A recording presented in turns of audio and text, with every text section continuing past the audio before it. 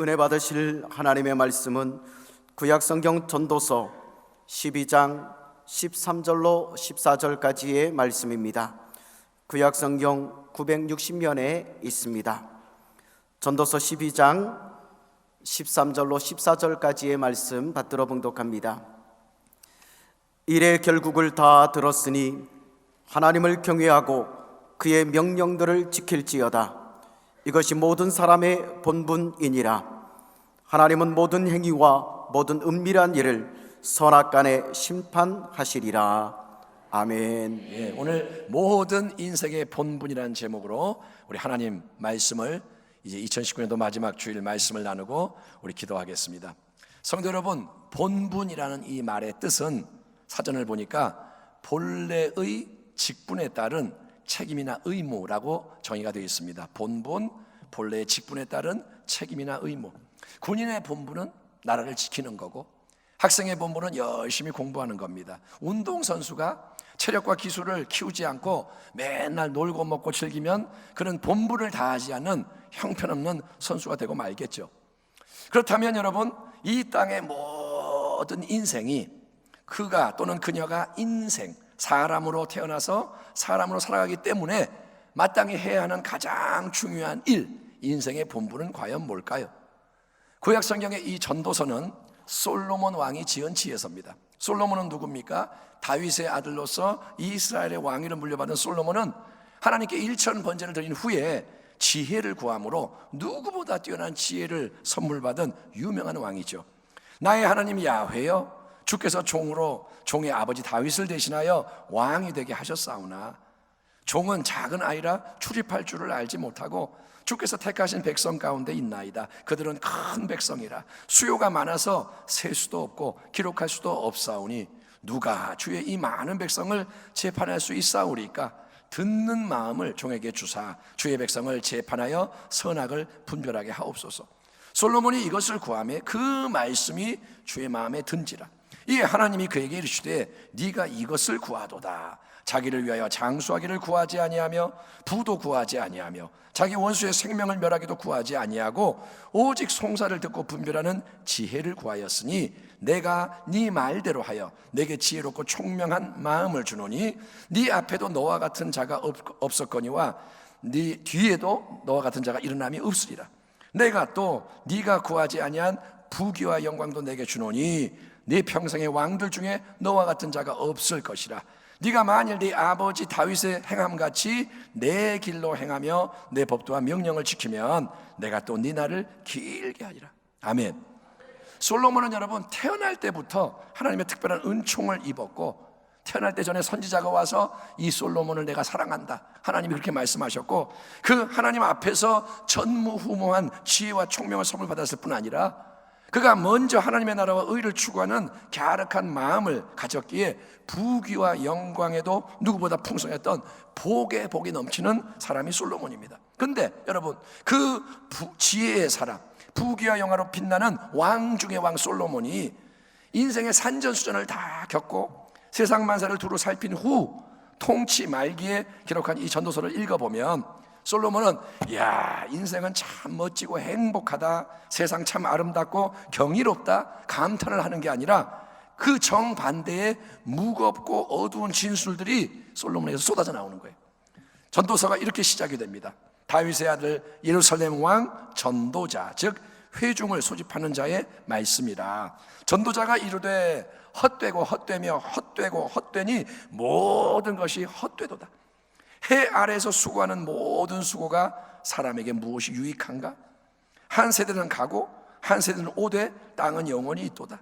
해는 뜨고 해는 지되 그 떴던 곳으로 빨리 돌아가고 바람은 남으로 불다가 북으로 돌아가며 이리 돌며 저리 돌아 바람은 그 불던 곳으로 돌아가고 모든 강물은 다 바다로 흐르되 바다를 채우지 못하며 강물은 어느 곳으로 흐르든지 그리로 연하여 흐르느니라. 모든 만물이 피곤하다는 것을 사람이 말로 다 할 수는 없나니 눈은 보아도 족함이 없고 귀는 들어도 가득 차지 아니하도다.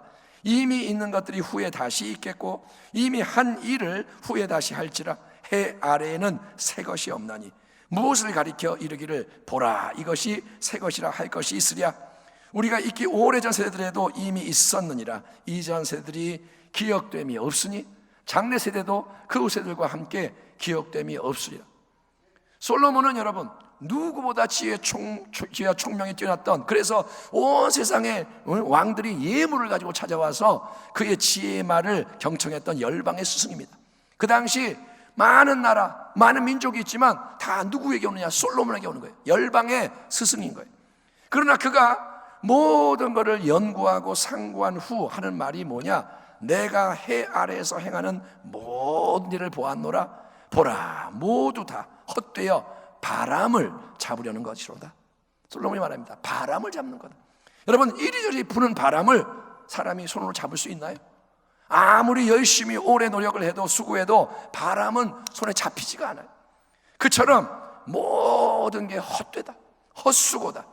연구하고 아는 게 많아질수록 머리가 아프고 번뇌 근심이 많아지더라. 이게 솔로몬의 고백입니다.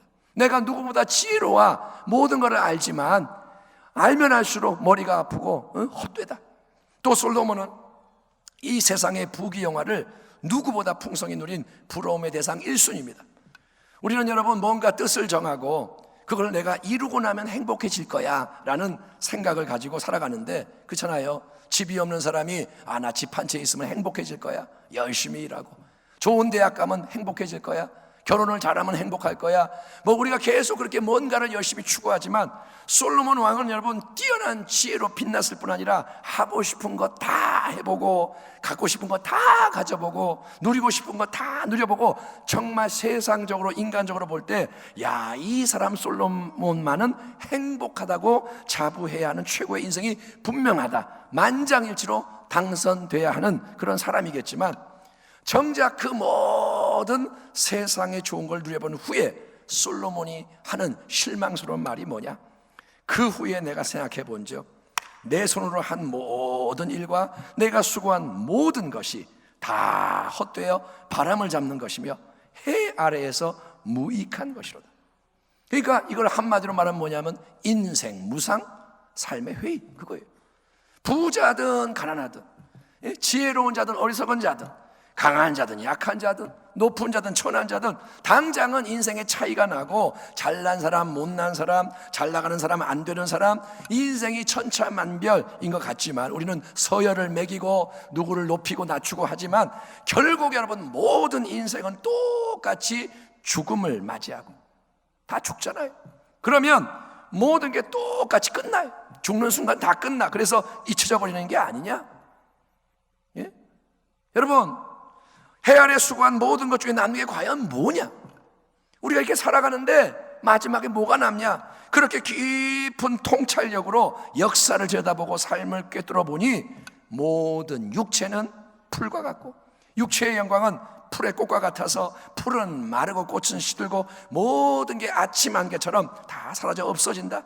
여러분, 서로 지지고 볶고 싸우고 내가 옳다, 내가 잘났다 난리법석을 떨며 열심히 자기 것을 챙기고 다 자기의 성을 쌓아서 왕 노릇하려고 그러지만 세상살이가 뭐냐? 다 자기가 왕이라는 거예요. 나름대로 나도 할 말이 있다. 근데 여러분, 그 모든 게 헛되고 헛되다, 참 유한하다, 공허하다, 무의미하고 무가치하다. 솔로몬 왕의 비애와 탄식이 계속 이렇게 이어지는 겁니다. 근데 여러분, 그렇게 모든 인생의 통찰, 깊은 헛됨에 대한 통찰을 열거하며 인생 무상을 외치던 것 같은 이 지혜자는 그의 글을 마무리하는 마지막 부분에서 인생이 그럼에도 불구하고 허무함에 빠지지 않고 무가치함과 무의미에서 벗어날 수 있는 유일한 길을 짧고 굵게 딱 제시하는데, 그게 바로 본문의 중요한 13절 말씀입니다. 일의 결국을 다 들었으니 하나님을 경외하고 그의 명령들을 지킬지어다. 이것이 모든 사람의 본분이라. 여러분, 해 아래에서의 모든 수고 노력이 헛된 이 세상 속에서 쾌락이 헛되고 공부와 연구도 헛되고 부와 성공과 명성도 헛되고 모든 게 죽음 앞에서 아무 의미가 없는 허망한 세상 속에서 솔로몬은 다시 발견하게 된 이 인생의 참길, 솔로몬이 발견한 인생의 참된 길, 인생의 본분은 뭐냐? 첫째, 하나님을 경외하고 둘째, 그분의 명령을 지키라는 겁니다. 한번 따라합니다. 하나님을 경외하라. 그분의 말씀을 지켜 행하라. 이 대목에서 우리는 솔로몬 왕의 범죄와 타락을 한번 생각해 봐야 됩니다.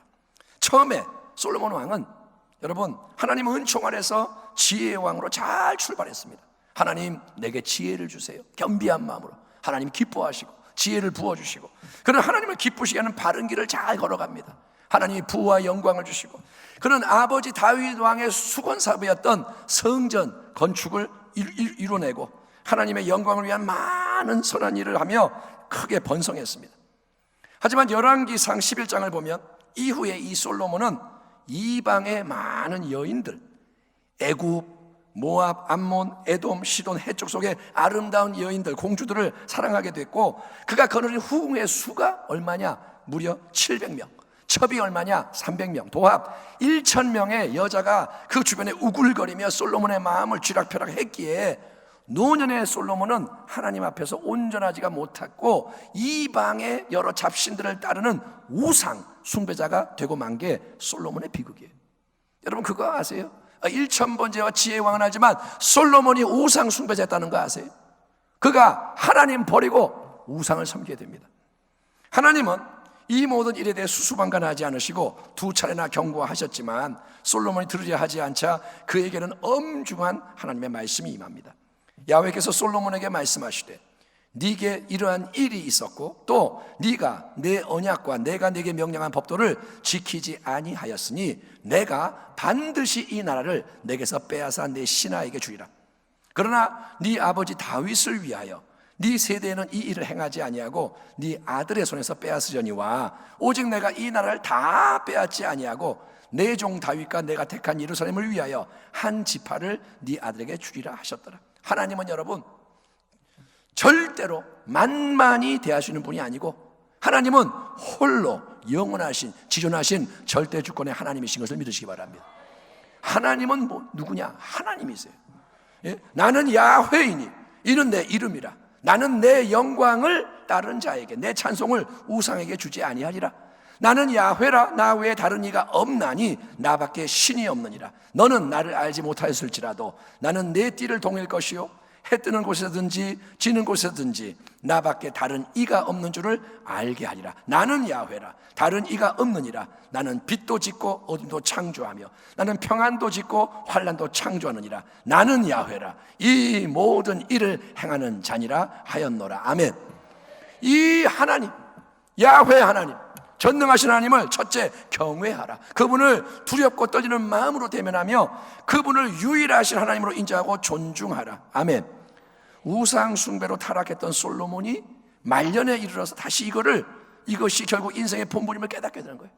딴 길을 가봤는데 이게 좋은 게 아니구나. 솔로몬에게서 마지막에 깨닫는 게 뭐냐? 야훼 하나님을 경외하라. 이게 인생의 본분이구나. 이 진리를 솔로몬이 여기에 겸손하게 기록을 하고 있는 겁니다. 여러분, 우리는 단지 하나님을 믿는 걸로 만족하면 안 되고 그분을 참되게 경외하는 자리까지 나가야 할 줄 믿습니다. 한번 따라합시다. 하나님을 경외하자. 그래서 하나님이 아브라함에게 독자 이삭을 번제로 바치라 시험을 하시던 거예요. 아브라함 우리가 알잖아요. 75세 나이에 하나님의 부르심을 처음 받아서 믿음의 많은 훈련을 받은 후에 100세의 나이에 약속의 아들 이삭을 얻게 되죠. 원래부터 아내 사라는 임신을 할 수가 없었습니다. 여자인데 임신이 안 돼요. 근데 이제 90세가 돼서 생식 능력이 다 사라진 나이, 그때 하나님의 권능으로 기적의 아들을 낳게 되는 줄 믿습니다. 여러분, 하나님은 권능의 하나님이신 거예요. 이스마엘은 뭐냐? 그 여종의 몸을 통해서 나는 인간적인 아들, 거기에는 약속이 없습니다. 하나님의 뜻이 없습니다. 인간이 자기 뜻대로 만든 아들. 그런데 하나님의 약속은 뭐냐? 이삭이 태어날 것이다. 네 아내 사라를 통해 내가 기적의 아들을 줄 것이다. 그래서 여러분, 수많은 자손이 이 이삭을 통해 태어나서 큰 민족을 이루게 될 비전을 성취하는 가장 소중한 유일한 아들이 바로 이삭인 거예요. 아멘. 아브라함이 지금 인생의 길을 끝까지 가면서 남아있는 게 뭐냐? 이삭인 거예요. 이걸 위해서 믿음의 생활을 한 거예요. 아브라함의 모든 사랑을 한 몸에 받는 자기 생명보다 귀한 아들이 이삭입니다. 그런데 하나님이 오늘 뭐라고 말씀하시느냐? 아브라함아, 예 하나님 제가 여기 있나이다. 그래, 네 아들, 네 사랑하는 독자 이삭을 모리아 땅으로 데려가서 내가 일러준 한 산 위에서 번제로 드려라. 그를 죽여서 각을 뜨고 불을 태워 향기나는 제물로 내게 바쳐라.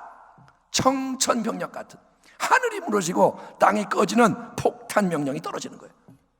이삭을 바쳐라. 아브라함의 마음이 어떠했는지에 대해서는 성경이 아무 언급도 하지 않습니다.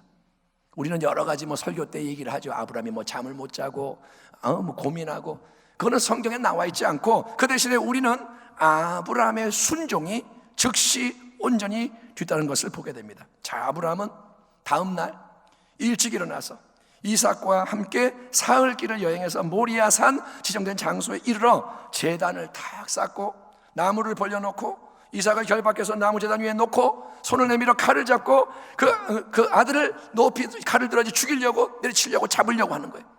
하나님 말씀 그대로 합니다. 자, 제사를 지어야 되니 쫙 한 다음에 칼을 들고 내리치려고 합니다. 이삭은 이미 죽은 것과 마찬가지, 이미 들여진 거예요. 그런데 바로 그때 하나님이 그분의 사자인 천사를 보내셔서 아브라함을 황급히 만류하시며 이렇게 말씀하십니다. 사자가 이르되 그 아이에게 네 손을 대지 말라, 그에게 아무 일도 하지 말라. 네가 네 아들 네 독자까지도 내게 아끼지 아니하였으니 내가 이제야 네가 하나님을 경외하는 줄 아노라. 아멘. 하나님 뭐라 하냐? 내가 이제 보았노라, 내가 아노라, 너는 나를 경외하는 자다, 이렇게 말씀하시는 거예요. 여러분, 하나님을 경외하는 게 뭡니까? 그거는 하나님을 가장 귀한 분으로 인정하고 그분께 모든 것을 기꺼이 내어드리는 거예요. 아멘. 경외는 뭐냐?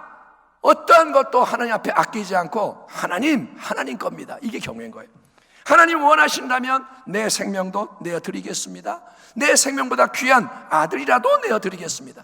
나의 모든 꿈, 비전, 축복이 담긴 외아들 이삭이라 할지라도 하나님이 주신 것이니, 하나님이 모든 것의 주인이시니 기꺼이 하나님께 내가 돌려드리며, 하나님이 모든 것을 비록 내가 이해할 수 없지만 가장 아름답게 합력하여 선이 되게 만드실 것을 기대하며 온전히 순종하겠습니다. 하나님의 뜻이 하늘에서 이루어진 것 같이 땅에서도 내 삶을 통해 이루어지리이다. 아멘. 아브라함은 이 경외의 시험을 통과해서 그냥 믿음의 사람이 아니라 영원한 믿음의 조상의 그런 영광스러운 자리에 오르게 된 것을 믿으시기 바랍니다.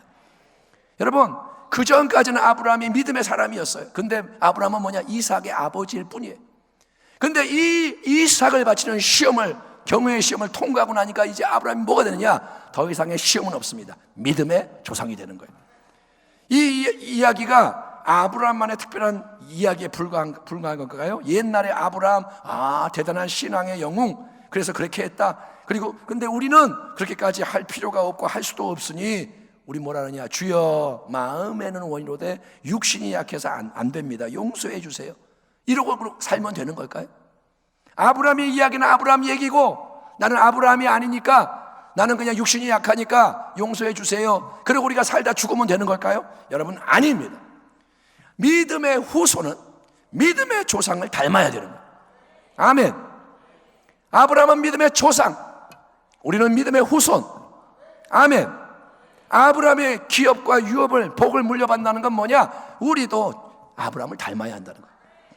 오늘 전도서의 결론 부분에서 솔로몬은 우상 숭배와 세상 만족으로 허망했던 과거의 자기의 모든 삶이 얼마나 허무한지를 깨달으면서, 내가 정말 정신을 잃어버리고 세상에 빠져서 우상을 숭배하고 세상에 취해서 그렇게 했는데, 이제 그 깨닫는 게 뭐냐? 하나님을 경외하는 거. 그래서 하나님의 모든 명령들을 지켜 행하는 것이야말로 모든 인생의 본분이구나. 이거를 솔로몬이 말하는 겁니다. 성도 여러분, 왜 우리는 하나님을 믿고 사랑은 하지만 여러분 고백하는데도 하나님 말씀대로 못 사는 걸까요? 하나님이 하시는 말씀을 우리가 압니다. 기뻐해라, 순종해라, 너는 사랑해라. 근데 우리는 왜 하나님을 사랑하고 믿는다고 하면서 말씀대로 못 살까요? 이유는 하나님을 믿고 사랑은 좀 하는 것 같지만 그분을 두려워하지 않기 때문인 거예요. 하나님을 두려워하지 않아요. 하나님 앞에 떨림이 없어요. 하나님을 경외하지 않는다는 겁니다. 사랑해요 하나님 이렇게는 하는데 경외하지 않아요. 두려워하지 않아요. 여러분, 하나님과 우리의 관계에서 내가 중심이 되면 안 되고 보호자에 앉으셔야 할 분은 항상 하나님이셔야 할 줄 믿습니다. 관계에서 보호자는 하나님 거예요. 내가 좋을 때만 하나님, 내가 필요할 때만 믿습니다, 내가 원할 때만 사랑합니다, 이거는 하나님을 경외하는 게 아니라는 거예요. 예? 여러분, 오늘 이 말씀을 잘 새겨 들으십시오. 하나님을 경외해야 돼요. 그냥 적당히 믿는 걸로 내가 믿음이 있는 게 아니라는 겁니다. 연말 연시에 우리는 새해를 위한 성경 말씀을 이렇게 뽑기 하면서 내가 원하는 어떤 말씀이 딱 뽑히면 감격해 할렐루야예요. 예를 들면 내가 너를 너는 일어나 빛을 발하라, 아니면 너는 복의 근원이 되라, 그러면 할렐루야, 하나님 말씀, 위대한 말씀을 받았습니다. 근데 별로 마음에 안 드는 말씀이 걸리면 시큰둥하는 거예요. 뽑았는데 말씀을 맨날 묵상해라 그러면 아멘 이러고 그런 거예요. 그게 뭐냐? 그건 말씀에 대한 올바른 태도가 아니라는 겁니다. 여러분, 그래서 올해 연말 연시에는 뽑기 하지 마세요. 왜냐? 일단은 우리가 뽑기를 할 말씀을 정해놓고 뽑는 것 자체의 문제성이 다분한 거예요. 한번 생각해 보세요. 통에다가 말씀을 집어넣어서 뽑기 할 때 나쁜 말씀 들어가나요? 다 듣기 좋은 말씀만 골라서 집어넣죠. 그러니까 애초부터 말씀을 모두가 좋아할 말씀만 넣는데 어쩌면 여러분, 누군가에게는 큰 각성과 회개로 이끌 엄중한 말씀이 필요할 수도 있는데도 그거를 미리 다 차단해버리면 어쩌자는 겁니까? 이것은 하나님의 말씀입니다. 근데 하나님의 말씀을 왜 내가 제한하냐 이거예요. 안 좋은 말씀은 내가 다 빼놓고 좋은 말씀, 받으면 할렐루야 할 말씀만 골라서 뽑고 할렐루야, 그게 무슨 하나님 말씀이에요? 여러분, 요한계시록 3장에서 주 예수님이 친히 이렇게 말씀하십니다. 물은 내가 사랑하는 자를 책망하여 징계하노니 그러므로 네가 열심을 내라, 회개하라. 아멘. 여러분, 이 시대에 우리에게 필요한 거는 뭐냐면 회개예요. 아멘. 지금은 너 잘한다, 너 위로받아라, 이게 아니라 회개하라, 천휘학과 왔느니라. 지금은 깨어나야 될 때예요. 아멘. 병 걸려 죽어가는 자는 치유받아야 되는 겁니다. 하나님 뭐라 하냐? 정신 차려라, 깨어나라. 적당히 안 된다, 하나님은 회개하라 그러시는 거예요. 지금 하나님을 경외하는 거는 그분이 주시는 모든 말씀을 그대로 듣고 그 말씀대로 행하기를 힘쓰는 겁니다. 내 힘으로는 하나님 말씀을 다 알 수도 없고 행할 수 없습니다. 그러나 우리는 뭘 할 수 있느냐? 첫째, 우리는 회개하고 새롭게 결단할 수 있습니다. 뭐라고 했으냐? 하나님 잘못했습니다, 하나님 잘하겠습니다. 한번 따라합시다. 잘못했습니다, 잘하겠습니다. 그건 할 수 있는 거예요. 내가 잘못한 거를 인정하는 거예요. 하나님, 나는 말씀대로 못 살고 있습니다. 나는 이 말씀을 알지만 안 지키고 있습니다. 잘못했습니다. 잘하고 싶습니다. 그 다음에 우리는 두 번째, 내 힘이 아니라 성령의 능력으로, 은혜의 도우심과 이끄심으로 힘을 입어 순종할 수 있기 때문에 사랑하는 우리 성도 여러분은 하나님을 경외함으로 그분의 모든 말씀에 기꺼이 순종하는 자가 되기를 축원합니다. 비록 작은 거라도 지금 깨닫는 말씀에 순종하십시오. 작은 것부터 순종하라는 거예요. 내일로, 다음으로, 언젠가로 미루지 말고, 여러분, 지금 순종을 시작하는 거예요. 왜냐? 천리길도 한 걸음부터, 티끌모아 태산이기 때문인 거예요. 하나님을 경외하여 여러분 그 말씀에 순종을 하면 우리가 알지 못하는 크고 비밀한 새, 하나님만이 예비하시고 행하실 수 있는 놀라운 일이 일어날 수 있는 것입니다. 마치 밤새도록 고기를 잡으려고 인간의 방법으로 수고했으나 텅텅 비어있던 베드로의 그 배가 깊은 데로 가서 그물을 던져라, 또 나중에는 배 오른편에 그물을 던져라, 예수님이 하시는 말씀을 듣고, 아멘, 예수님의 말씀을 듣고 이성 경험 상식 전통의 제한을 벗어나서 순종했을 때 가득 채워지는 기적이 일어난 것처럼 말입니다. 아멘. 이런 공급의 역사, 이런 채움의 역사, 변화의 역사, 회복의 역사가 여러분 일어나기를, 하나님의 영광으로 일어나기를 축원합니다.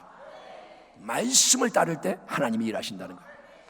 우리가 하나님을 경외하는 참된 인생으로서 하나님의 모든 말씀을 항상 지켜 행하며 살아가는 이유는 그것이 첫째, 인생의 본분이기 때문이고, 아멘. 하나님이 그걸 원하시고, 두 번째는 그 인생의 본분을 우리 각 사람이 얼마나 이루며 살았느냐에 대해서 마지막에 하나님의 엄중한 평가가 뒤따를 것이기 때문이라고 솔로몬이 강조합니다. 그게 오늘 본문의 마지막 구절입니다. 하나님은 14절 모든 행위와 모든 은밀한 일을 선악간에 심판하시리라. 아멘. 자동차 운전을 이렇게 할 때 군데군데 속도 감시 카메라가 이렇게 설치되어 있죠. CCTV. 그래서 그 앞에 가면 운전자들이 속도를 줄입니다. 어떤 분은 막 160 팍 가다가 딱 있으면 갑자기 콱 줄였다가 얄밉게 통과하면 또 어떻게 해요? 퓨 가버려요. 그러니까 그거를 알고 지금 피해가요. 근데 여러분, 이 감시 카메라 CCTV는 우리 일상생활 속에 깊이 들어와 있어서 우리의 일거수일투족이 자기도 모르는 사이에 계속 CCTV에 촬영되고 있는데, 어떤 사례를 좀 보니까 놀라실 거예요. 한 주부가 어떤 쇼핑몰에서 4시간 동안 쇼핑을 했더니 여러분, 건물 안에서 무려 CCTV에 몇 번 찍혔느냐? 110번 찍혔대요. 그러니까 화장실 앞에 여기저기 막 있으니까 왔다 갔다 할 때마다 찍힌 게 4시간 동안 110번 찍히는 거예요. 그리고 어떤 직장인은 이제 전철역에서 내려서 집으로 500m 걸어가는 동안 9초마다 한 번씩 총 20번 CCTV에 찍혔다고 하니 우리는 몰라요. 근데 여러분, 가면 계속 찍혀요. 여기저기 다 찍혀. 그래서 그런 자료를 종합해서 추적을 하게 되면 뭔가 잘못한 거를 탁 잡아내서 범인을 잡는 거예요. 이런 세상이에요. 중국은 더 무섭고 완전히 신분 뭐 다 정보가 노출되고. 그런데 여러분, 우리가 명심해야 될 더 심각한 진리는 하나님의 불꽃 같은 눈은 모든 CCTV를 합한 것보다 더 정확하고 깊게 우리의 모든 것을 감찰하신다는 거예요. 예, 세상의 CCTV는 사각지대가 있어요. 또 잠시 꺼버리면 작동하지 않을 때도 있지만 하나님의 CCTV는 절대 그렇지가 않습니다. 하나님의 사람 다윗이 하는 고백을 한번 들어보세요. 뭐라 그러냐? 야훼여, 주께서 나를 살펴보셨으므로 나를 아시나이다. 주께서 내가 앉고 일어섬을 아시고 멀리서도 나의 생각을 밝히 아시오며 나의 모든 길과 내가 눕는 것을 살펴보셨으므로 나의 모든 행위를 익히 아시오니 야훼여, 내 혀의 말을 알지 못하시는 것이 하나도 없으시니이다. 주께서 나의 앞뒤를 둘러싸시고 내게 안수하셨나이다. 이것이 내게 너무 기이하니 높아서 내가 능히 미치지 못하나이다. 내가 주의 영을 떠나 어디로 가며 주의 앞에서 어디로 피하리까? 내가 하늘에 올라갈지라도 거기 계시며 수월 지하 세계에 내 자리를 펼지라도 거기 계시니이다. 내가 새벽 날개를 치며 바다 끝에 가서 거주할지라도 거기서도 주의 손이 나를 인도하시며 주의 오른손이 나를 붙드시리이다. 내가 혹시 말하기를 흑암이 반드시 나를 덮고 나를 두른 빛이 밤이 되리라 할지라도 주에게서는 흑암이 숨기지 못하며 밤이 낮과 같이 비추이나니 주에게는 흑암과 빛이 같음이니이다. 아멘. 다윗은 하나님을 아는 사람이었어요. 아멘. 그러니까 우리는 여러분, 내가 원든 원치 않든 하나님을 피할 수가 없고 항상 하나님 앞에서 살아가는 인생인 겁니다. 아멘. 이 예배의 자리 당연히 하나님 앞에 있고요, 예배 끝나고 집에 홀로 가도 하나님 앞에 있는 거예요. 아멘. 당신이 아프리카를 가든 미국을 가든 어떤 무인도를 가든 어디 가도 하나님 피할 수 없습니다. 하나님은 모든 것을 지금 보고 계시고 알고 계십니다. 당신의 과거, 현재, 미래 그 어떤 순간도 하나님께는 감춰진 순간이 없고, 하나님은 우리의 심장, 폐부, 마음 중심, 영혼의 가장 깊은 곳까지 감찰하시는 하나님이신 거예요. 아멘. 그러니 하나님 없는 것처럼 허탄한 삶을 살면 안 됩니다. 하나님 없다고 생각하면 안 돼요. 한 번밖에 못 사는 인생. 아멘. 누가 2번 삽니까? 한 번밖에 못. 그리고 이제 얼마 남지 않는 소중한 이 인생, 앞으로 얼마 남았는지 모르지만 많이 안 남았어요. 100년, 200년 아닙니다. 100세 시대라고 100살 채우는 거 아닙니다. 여러분, 우리의 인생 지금이라도 하나님이 그만 그러면 끝나는 거예요. 그러니 여러분, 절대로 인생을 낭비하지 않기를 축원합니다. 여러분, 인간이 만든 세상법을 어겨도 문제가 되고 엄한 대가를 지불하는데, 하나님을 외면하고 그분의 뜻을 거역하며 사는 게 아무 문제가 안 될까요? 예? 내가 교통신호 위반해도 딱지가 날라오는데 전능하신 하나님을 내가 외면하면서 내 마음대로 사는 게 문제가 안 될까요? 지금 당장 하나님이 참으신다고, 지금 당장 그분이 가만히 계신다고 그게 계속 아무렇게나 막 살아도 된다는 허락일까요? 내가 뭐 나쁜 짓 해도 하나님 가만두네? 그러니까 내가 그렇게 평생 살라는 허락일까요? 여러분, 아닙니다. 절대로 그렇지가 않고, 우리 각 사람이 인생이 끝나는 그날 반드시 하나님 앞에서 자기의 모든 행위와 모든 은밀한 일에 대해서 선과 악 간의 심판과 상벌을 받게 되는데, 그거는 여러분 돌이킬 수가 없는 우리의 영원한 운명을 결정하는 심판과 상벌이기 때문에 아직 이 땅에 살아있는 지금의 매 순간이 중요한 거예요. 아멘. 축구 경기가 딱 끝나면 끝난 거예요. 근데 아직 경기가 끝나기 전에는 골이 들어갈 수가 있는 거예요. 역전할 수도 있는 거예요. 아멘. 예, 지금은 아직 회개할 수 있고 지금은 바꿀 수 있는 기회의 시간입니다.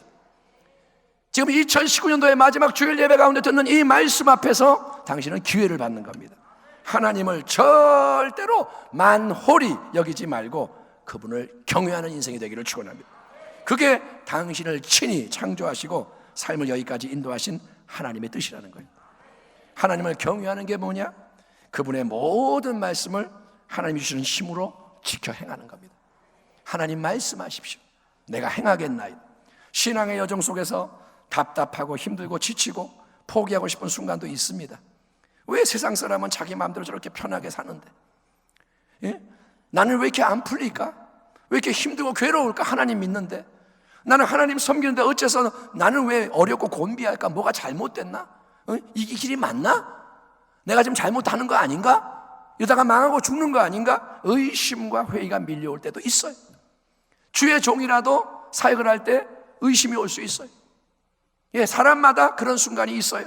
그러나 사랑하는 성도 여러분, 항상 마지막을 생각하고 마지막에 얻게 되는 영광스러운 승리를 절대로 잊지 말기를 축원합니다. 그러므로 형제들아, 우리가 빚진 자로 돼 육신에게 져서 육신대로 살 것이 아니니라. 너희가 육신대로 살면 반드시 죽을 것이로되 지옥에 떨어질 것이로되 영으로서 몸의 행실을 죽이면 살리니 물은 하나님의 영으로 인도함을 받는 사람은 곧 하나님의 아들이라. 너희는 다시 무서워하는 종의 영을 받지 아니하고 양자의 영을 받았으므로 우리가 아빠 아버지라고 부르짖느니라. 성령이 친히 우리의 영과 더불어 우리가 하나님의 자녀인 것을 증언하시나니. 여러분, 자녀이면 또한 상속자, 예, 곧 하나님의 상속자요, 그리스도와 함께한 상속자니 우리가 그와 함께 영광을 받기 위하여 고난도 함께 받아야 할 것이니라. 생각하건대 현재의 고난, 이 땅에서의 고난은 장차 우리에게 나타날 영광과 비교할 수 없도다. 아멘. 아멘. 예, 고린도 후서에는 뭐라냐? 이 환난의 작은 것이 영광의 어마어마한 무거운 것을 이루기 위한 것이다, 이렇게 말하는 거예요.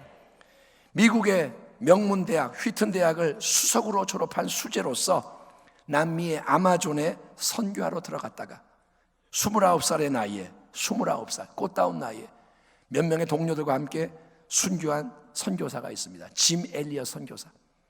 복음을 전하지도 못하고 원주민들 만나서 도끼와 창에 찔려 죽은 선교사. 그가 남긴 유명한 말이 이것입니다. 영원한 것을 얻기 위해 영원하지 않은 것을 버리는 자는 결코 어리석은 자가 아니다. 아멘. 영원하지 않는 이 땅의 것을 움켜잡지 않고 그거를 버림으로써 영원한 것을 얻는 자는 결코 어리석은 자가 아니라 지혜로운 자다. 아멘. 예수 그리스도 안에서 하나님은 우리에게 영원한 참생명과 영광을 주시는 좋으신 하나님이십니다. 예수 믿는 목적은 단지 이 땅에서 조금 더 잘 살기 위해 믿는 게 아닙니다. 그건 영혼을 위한 것입니다. 우리는 하나님의 형상으로 창조가 됐고 하나님의 형상으로 회복된 새로운 피조물인 줄 믿습니다. 그리스도 안에 있으면 새로운 피조물이라. 이전 것은 지나갔으니 보라 새 것이 되었도다. 모든 인생의 본분이 하나님을 경외하며 말씀대로 행하는 데 있음을 깨달으시고 이 시간 이후로부터 더욱더 하나님의 나라와 의의를 추구하여 말씀에 무너지지 않는 인생집을 굳건히 지어가는, 아멘, 반석 위에 집을 짓는 복된 주의 백성이 다 되시기를, 우리에게 하나님을 경외하며 말씀 행할 성령의 능력을 항상 새롭게 부어주시는 우리 구주 예수 그리스도의 이름으로 축원합니다. 아멘. 기도하겠습니다. 하나님 감사합니다. 우리가 2019년도 마지막 주일 예배 가운데 하나님 앞에 있사오니 오 하나님을 경외하는 새 영을 부어 주시옵시고 말씀을 듣고 행하는 자가 되게 하여 주옵소서. 하나님의 길을 가게 하소서. 예수님의 길을 가게 하여 주옵소서. 그래서 영원에 이르게 하시고 영광을 유업으로 받게 하여 주시고 이 땅에서도 구별되고 아버지 빛나고 주님의 열매를 많이 맺어 하나님께 기쁨이 되게 하여 주시옵소서. 그러한 가정, 그러한 교회, 그러한 나라와 민족과 열방이 되기를 소망하며 감사하며 예수님의 이름으로 기도하옵나이다. 아멘.